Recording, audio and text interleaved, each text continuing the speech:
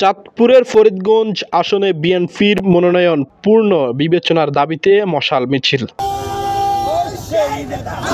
চাঁদপুর ৪ নির্বাচনী আসনে ফরিদগঞ্জ উপজেলায় বিএনপির মনোনয়ন পূর্ণ বিবেচনা করে পরিবর্তনের দাবিতে মশাল মিছিল ও বিক্ষোভ মিছিল করেছে বিএনপির আহ্বায়ক এম এ হান্নানের সমর্থকরা।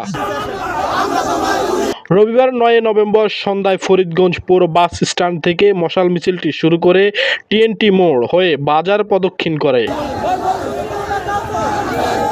মশাল মিছিলে অংশ নেওয়া এম এ হান্নানের সমর্থকরা বলেন, এই আসনে বিএনপির মনোনয়ন পাওয়া লায়ন হারুনুর রশিদকে পরিবর্তন করে এম এ হান্নানকে না দেওয়া পর্যন্ত আন্দোলন ও কর্মসূচি চলবে।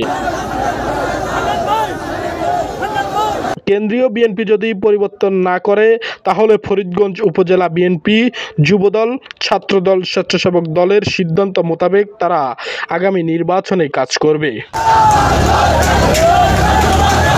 মশাল মিছিলে সহস্রাধিক নেতাকর্মীরা অংশ নেয়। এর আগে টানা ৩ দিন ফরিদগঞ্জ লক্ষ্মীপুর সড়ক অবরোধ ও বিক্ষোভ মিছিল করে এম এ হান্নানের সমর্থকরা।